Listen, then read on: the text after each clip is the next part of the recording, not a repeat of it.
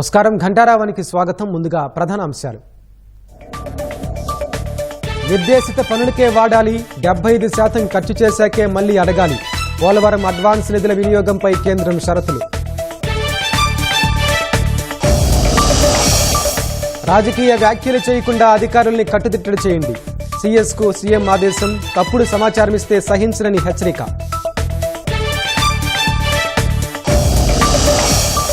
నెల్లూరులో అపరిశుభ్రంగా AC Subbareddy market. చిన్న వర్షానికే చిత్తడిగా మారి వెలువడుతున్న దుర్గంధం.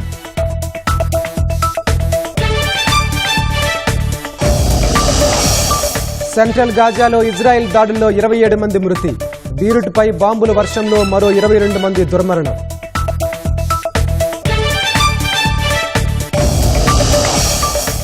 మహారథోత్సవంపై భక్తులకు శ్రీవారు అభయ ప్రదానం. తిరుమాడ వీధుల్లో విహరిస్తున్న మలయప్ప స్వామి.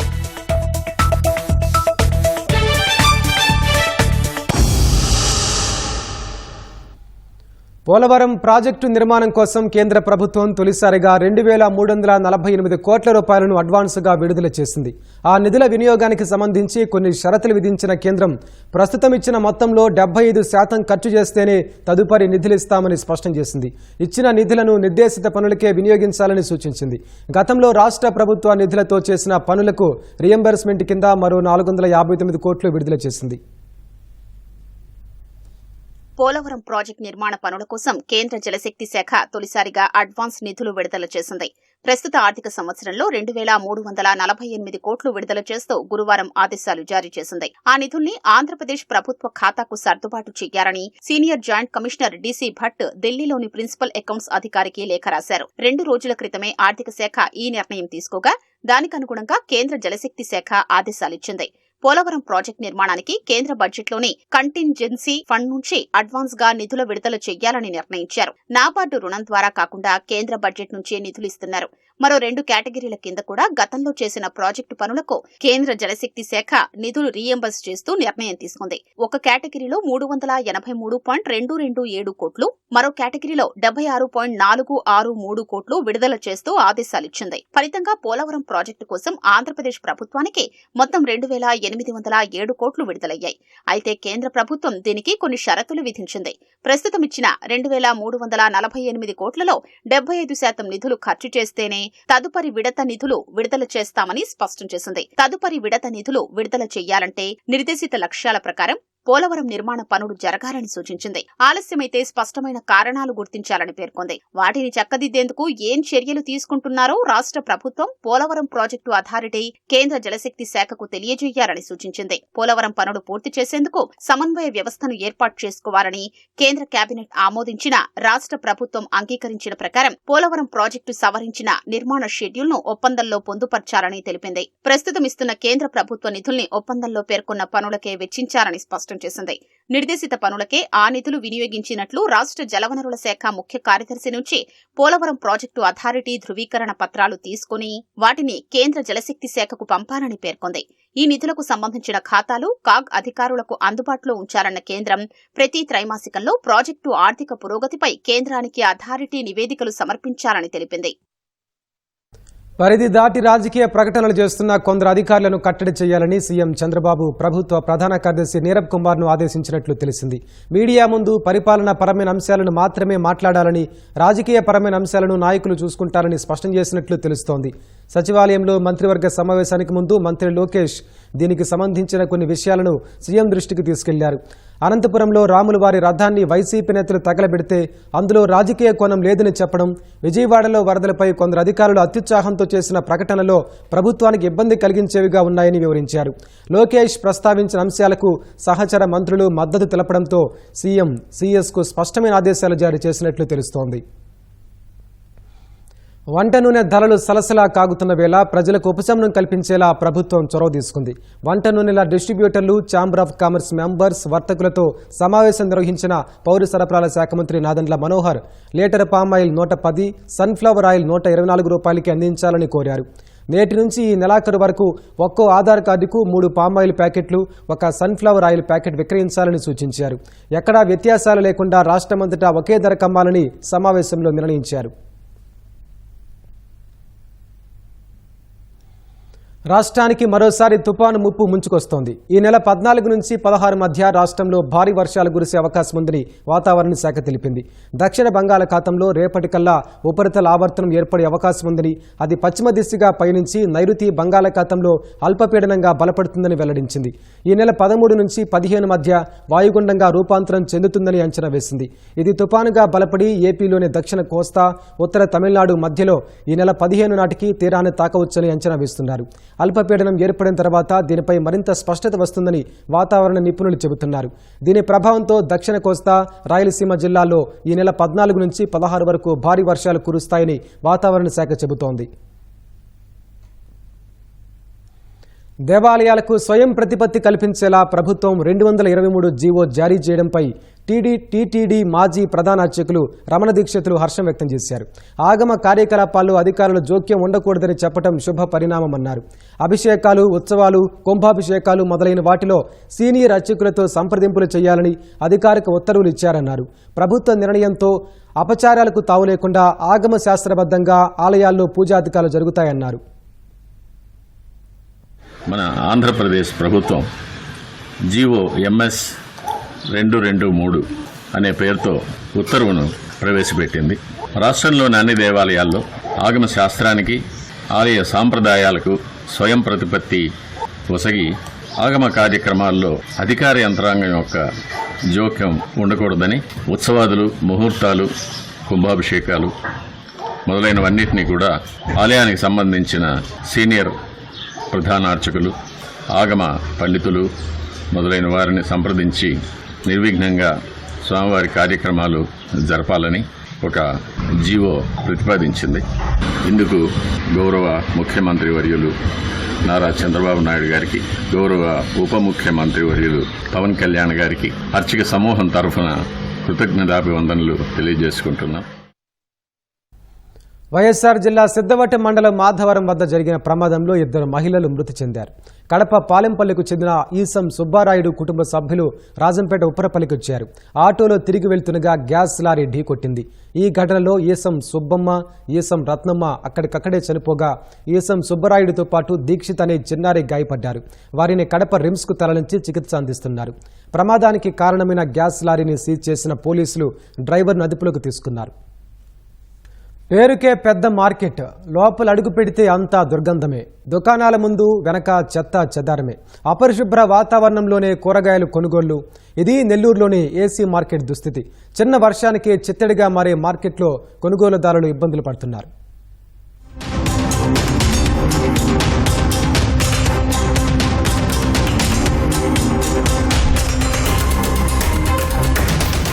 ఇది నెల్లూరులో ప్రధానమైన ఏసీ సుబ్బారెడ్డి కూరగాయల మార్కెట్ దుస్థితి.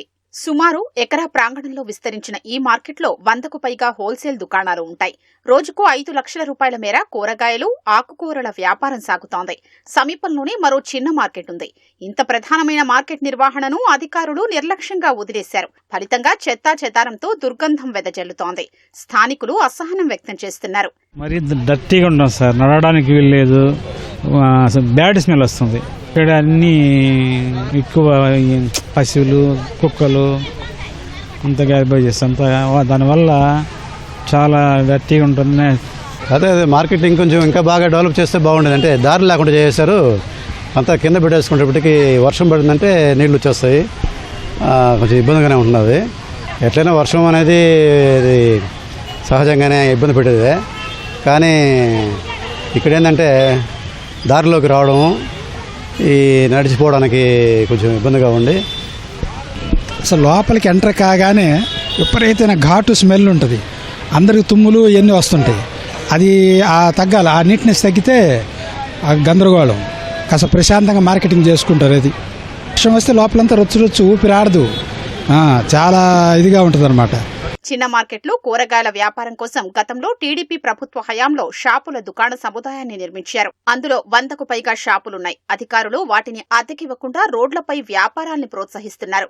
కోట్ల ఖర్చుతో నిర్మించిన దుకాణాలు నిరుపయోగంగా మారాయి. ఈ క్యాంటీన్ నీళ్లు పోయేదానికి మేనవాళ్ళు ఉంది, తవ్వారు. దాని గురించి ఇంకా పట్టించుకోవాలా. మేము అందరికీ కంప్లైంట్ ఇచ్చినాం. మున్సిపాలిటీ వాళ్ళకి కంప్లైంట్ ఇచ్చాం, అమ్మాయికి కంప్లైంట్ ఇచ్చినాం. ఎవరు కంప్లీట్ వచ్చి గమ్ముగా వెళ్ళిపోతా ఉన్నారు. దాని గురించి పట్టించుకోలే. ఆ నీళ్లు వాసనకి దానికి ఇక్కడ వ్యాపారం కూడా చేసుకోలేకపోతాం. మేము వర్షం వస్తే ఇబ్బంది పడుతున్నాం స్వామి. ఎట్టి పట్లు కట్టుకొని ఇట్లా ఉంటున్నాము. కొట్టుల్లోకి వెళ్ళాలంటే ఆ కొట్లు ఇప్పుడు వేరే వాళ్ళకి ఇచ్చేసామని చెప్తున్నారు. మమ్మల్ని ఫస్ట్ అడిగారు, మేము ఇల్లు డబ్బులు అన్న తర్వాత వద్దులేని ఆగిపోయేశారు. ఈ పట్లు కట్టుకుంటే కూడా పట్లు కూడా కొన్నిసార్లు తీసేయమంటారు, కొన్నిసార్లు మామూలుగా ఉండించుకోమంటారు. బురద ఇదంతా బురద నీళ్ళు ఇక్కడ దాకా వచ్చేస్తాయి స్వామి, ఇక్కడ దాకా నీళ్ళు వచ్చేస్తాయి. పసిలో ఒక ఇబ్బంది మాకు మళ్ళీను. పురపాలక శాఖ మంత్రి నారాయణ చొరవ తీసుకుని నగరం నడిపొట్టున ఉన్న ఏసీ సుబ్బారెడ్డి మార్కెట్ ను స్వచ్ఛ మార్కెట్ గా తీర్చిదిద్దారని ప్రజలు కోరుతున్నారు. ఒంటరిగా వెళ్తే దాడి చేస్తున్నాయి, బైక్పై వెళ్తే ఎగబడుతున్నాయి, పిల్లలు కనిపిస్తే పిక్కలు పట్టుకుంటున్నాయి. కొన్నేళ్లుగా అక్కడే ఉంటున్న వారైనా పట్టపగలు వీధుల్లో తిరగడానికి భయపడే పరిస్థితి. కర్నూలులో సునకాల స్వైర విహారానికి ప్రజలు బెంబేలెత్తుతున్నారు. చివరకు మంత్రే రంగంలోకి దిగి డెడ్ లైన్ పెట్టాల్సి వచ్చింది.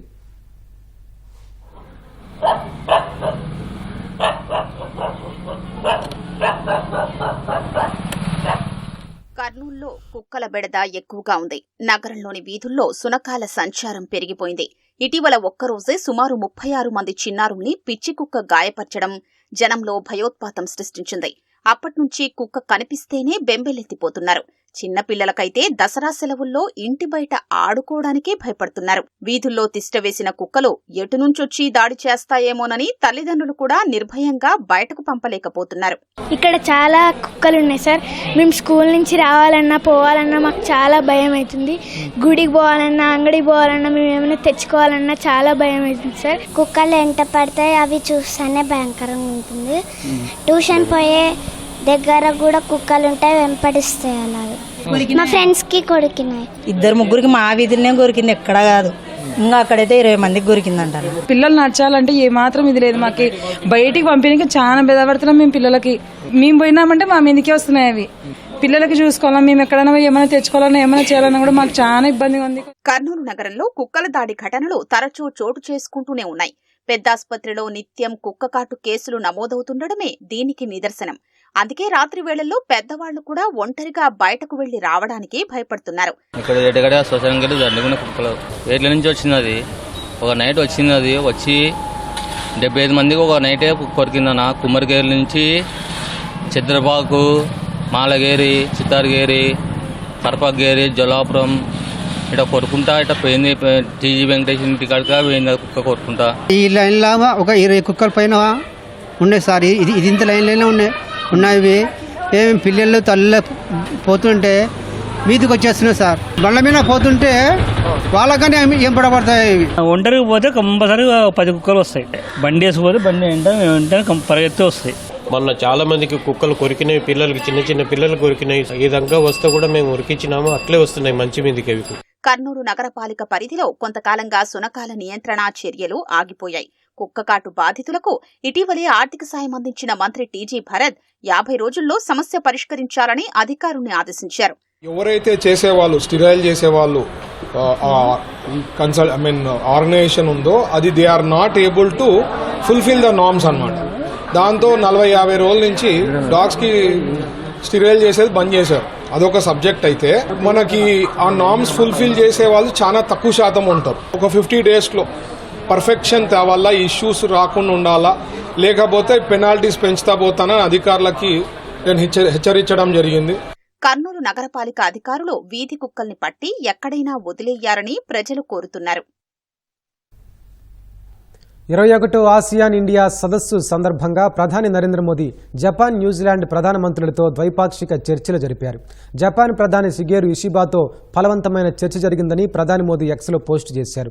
మౌలిక సదుపాయాలు, అనుసంధానత, రక్షణ సహా పలు రంగాల్లో పరస్పర సహకారాన్ని మరింత బలోపేతం చేసే దిశగా చర్చలు జరిగాయని వెల్లడించారు. ఇరు దేశాల మధ్య సాంస్కృతిక సంబంధాలపైన చర్చించుకున్నామని తెలిపారు. జపాన్తో సంబంధాలకు భారత్ అధిక ప్రాధాన్యమిస్తుందని ప్రధాని మోదీ ఇషిబాతో చెప్పినట్లు విదేశాంగ శాఖ ఒక ప్రకటనలో తెలిపింది. సాంకేతికత, వాణిజ్యం, రక్షణ, భద్రత, సాంస్కృతిక సంబంధాలపై ఇరువురు నాయకులు చర్చలు జరిపారని వెల్లడించింది. ఆర్థిక సహకారం, పర్యాటకం, విద్య, నూతన ఆవిష్కరణలు సహా పలు అంశాలపై న్యూజిలాండ్ ప్రధాని క్రిస్టోఫర్ లుక్సాన్తో చర్చించామని ప్రధాని మోదీ ఎక్స్లో పోస్టు చేశారు. వాణిజ్యం, పెట్టుబడులు, రక్షణ, భద్రత, పునరుత్పాదక ఇంధనం, విద్య, క్రీడలు, అంతరిక్షం, డైరీ రంగాల్లో ద్వైపాక్షిక సహకారం బలోపేతంపై చర్చలు జరిపామని విదేశాంగ శాఖ తెలిపింది. అంతర్జాతీయ సౌర కూటమిలో చేరాలన్న న్యూజిలాండ్ నిర్ణయాన్ని ప్రధాని మోదీ స్వాగతించారని వెల్లడించింది. సెంట్రల్ గాజాలో శరణార్థులు ఆశ్రయం పొందుతున్న పాఠశాలపై ఇజ్రాయెల్ వైమానిక దాడి చేసింది. ఈ దాడిలో 27 మంది మృతి చెందారు. మృతుల్లో ఓ చిన్నారి సహా 7 మహిళలు ఉన్నారని అలక్సా ఆసుపత్రి వర్గాలు తెలిపాయి. పాఠశాలలో ఉన్న హమాస్ కమాండ్ కంట్రోల్ సెంటర్ లక్ష్యంగా దాడులు చేశామని ఇజ్రాయెల్ రక్షణ శాఖ తెలిపింది. మానవతా సాయంపై సహాయ సంస్థలకు చెందిన ప్రతినిధులతో పాఠశాల మేనేజర్లు చర్చలు జరుపుతుండగా ఇజ్రాయెల్ దాడి చేసిందని స్థానికులు తెలిపారు. అటు దక్షిణ లెబనాన్లోని తమ ప్రధాన కార్యాలయంపై ఇజ్రాయెల్ దాడి చేసిందని ఐరాస శాంతి పరిరక్షకుల దళం పేర్కొంది. అబ్జర్వేషన్ టవర్పై జరిపిన దాడిలో ఇండోనేషియాకు చెందిన 2 సైనికులకు గాయాలయ్యాయని వెల్లడించింది. బంకర్లలో ఆశ్రయం పొందుతున్న శాంతి పరిరక్షకుల సమీపంలో జరిపిన దాడిలో వాహనాలు, కమ్యూనికేషన్ వ్యవస్థ దెబ్బతిన్నాయని తెలిపింది. శాంతి పరిరక్షకులపై దాడి చేయడమంటే అంతర్జాతీయ మానవతా చట్టాలను ఉల్లంఘించడమేనని మండిపడింది. ఐరాస శాంతి పరిరక్షకులపై ఇజ్రాయెల్ దాడిని ఇటలీ, స్పెయిన్, ఫ్రాన్స్ ఖండించాయి. మరోవైపు లెబనాన్ రాజధాని బీరూట్లోని 2 వేర్వేరు ప్రాంతాల్లో ఇజ్రాయెల్ జరిపిన వైమానిక దాడిలో 22 మంది మృతి చెందారు. మరో 92 మంది గాయపడ్డారని లెబనాన్ ఆరోగ్య శాఖ తెలిపింది. దేశంలోని 100 మంది అగ్రగామి కుబేరుల జాబితాను ఫోర్బ్స్ విడుదల చేసింది. $119.5 billion Reliance industries chairman Mukesh Ambani మొదటి స్థానంలో నిలవగా, అదానీ గ్రూప్ అధినేత గౌతమ్ అదానీ $116 బిలియన్ రెండో స్థానంలో ఉన్నారు. $43.7 billion Jindal group chairperson Savitri Jindal మూడో స్థానంలోను, $40.2 billion HCl technologies chairman Shiv Nadar 4వ స్థానంలో నిలిచారు. తెలుగు రాష్ట్రాల నుంచి దివీస్ ల్యాబొరేటరీస్ వ్యవస్థాపకుడు మురళి $9.2 బిలియన్ 29వ స్థానంలో నిలిచారు.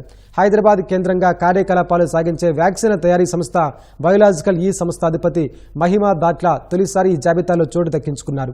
$3.3 బిలియన్ ఆమె 100వ స్థానంలో నిలిచారు. 100 మంది కుబేరుల మొత్తం సంపద 91.3 లక్షల కోట్ల రూపాయలని ఫోర్బ్స్ తెలిపింది. ఏడాది కాలంలోనే వీరి సంపద 26.23 లక్షల కోట్ల మేర పెరిగిందని విశ్లేషించింది. ఐటీ సేవల దిగ్గజ సంస్థ Tata consultancy services TCS July September త్రైమాసికంలో 11,909 కోట్ల నికర లాభాన్ని నమోదు చేసింది. 2023-24 ఇదే త్రైమాసిక లాభం 11,342 కోట్లతో పోలిస్తే ప్రస్తుత నికర లాభం 4.99% అధికమని స్టాక్ ఎక్స్చేంజీలకు పంపిన నివేదికలో పేర్కొంది. అయితే ప్రస్తుత ఆర్థిక సంవత్సరం తొలి త్రైమాసికంలో 12,040 కోట్ల నికర లాభాన్ని నమోదు చేసింది. గత ఏడాదితో పోలిస్తే మొత్తం ఆదాయం 60,698 కోట్ల నుంచి 7.0% పెరిగి 64,988 కోట్లకు చేరిందని తెలిపింది. రెండో త్రైమాసికంలో ఉద్యోగుల సంఖ్య 5,726 మేర పెరిగి 6,12,724కు చేరుకుందని వెల్లడించింది. ప్రస్తుత ఆర్థిక సంవత్సరంలో సిబ్బంది సంఖ్య ఇప్పటి వరకు నికరంగా 11,000 పెరిగిందని పేర్కొంది. ₹1 ముఖ విలువ గల ఒక్కో షేరుపై ₹10 చొప్పున 2 మధ్యంతర డివిడెంట్ను చెల్లించేందుకు డైరెక్టర్ల బోర్డు ఆమోదించిందని స్టాక్ ఎక్స్చేంజీలకు టీసీఎస్ తెలిపింది. లండన్లోని చారింగ్ క్రాస్ స్టేషన్ వెలుపల ఎయిర్ ట్యాక్సీని ప్రదర్శనకు ఉంచారు. అబ్బురపరిచే ఆకృతిలో ఉన్న ఎలక్ట్రిక్ ఎయిర్ ట్యాక్సీ ప్రయాణికులను ఆకట్టుకుంది. గంటకు 320 కిలోమీటర్ల వేగంతో శబ్ద, వాయు కాలుష్యం లేకుండా ప్రయాణించగలదని తయారీదారులు తెలిపారు. భవిష్యత్ రవాణాలో ఎయిర్ ట్యాక్సీ విప్లవాత్మక మార్పు తీసుకురానుందని అభిప్రాయపడ్డారు. లండన్లోని చారింగ్ క్రాస్ స్టేషన్లో ప్రయాణిస్తున్న ప్రయాణికులు అధునాతన సాంకేతికతతో తయారు చేసిన ఎయిర్ ట్యాక్సీని చూసి ఆశ్చర్యపోయారు. స్టేషన్ బయట ఎయిర్ ట్యాక్సీని ప్రదర్శనకు ఉంచారు. ఈ నెల 9న మొదలైన ప్రదర్శన 16వ తేదీ వరకు కొనసాగనుందని తయారీదారులు తెలిపారు. ఎయిర్ ట్యాక్సీని చూసి అబ్బురపోయిన ప్రయాణికులు దాని ముందు సెల్ఫీలు తీసుకుని సంబరపడిపోయారు. ఇన్వెస్ట్ ఇన్ ద ఎమిరేట్స్ క్యాంపెయిన్లో భాగంగా ఈ ప్రదర్శన నిర్వహించారు. 2026 నాటికి యుఏఈ ప్రజా రవాణా వ్యవస్థలో ఎయిర్ ట్యాక్సీలు భాగం కానుందని తయారీ సంస్థ ప్రతినిధులు తెలిపారు.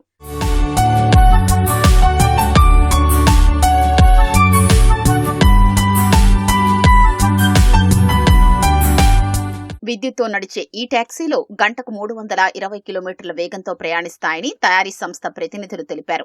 వీటి వల్ల శబ్ద, వాయు కాలుష్యం ఉండదన్నారు. ప్రయాణ సమయాన్ని గణనీయంగా తగ్గించి రవాణా రంగంలో విప్లవాత్మక మార్పులకు శ్రీకారం చుట్టనున్నట్లు ఆశాభావం వ్యక్తం చేశారు.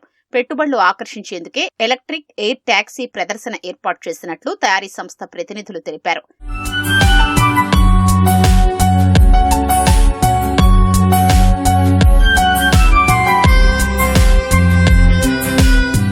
విద్యుత్తో వర్టికల్ గా టేకాఫ్, ల్యాండింగ్ అయ్యే ఎయిర్ టాక్సీని 2026 నాటికి మార్కెట్లోకి ప్రవేశపెట్టారని యూకే ప్రభుత్వం భావిస్తోంది.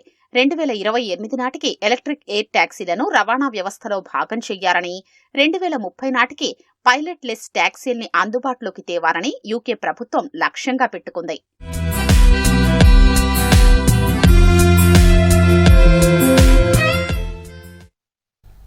తిరుమలలో శ్రీవారి బ్రహ్మోత్సవాలు ముగింపు దశకు చేరుకున్నాయి. ఉత్సవాల్లో భాగంగా శ్రీవారి మహారథోత్సవం వైభవంగా జరిగింది.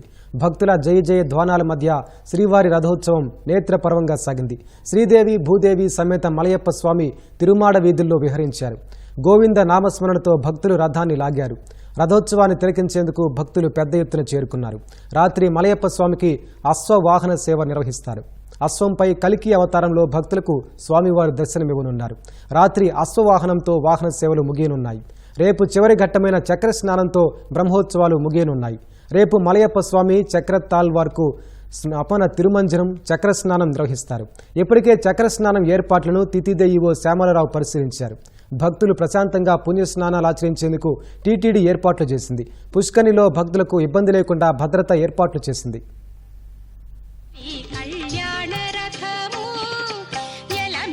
8వ రోజు ఉదయం స్వామివారికి అత్యద్భుతంగా రథోత్సవం.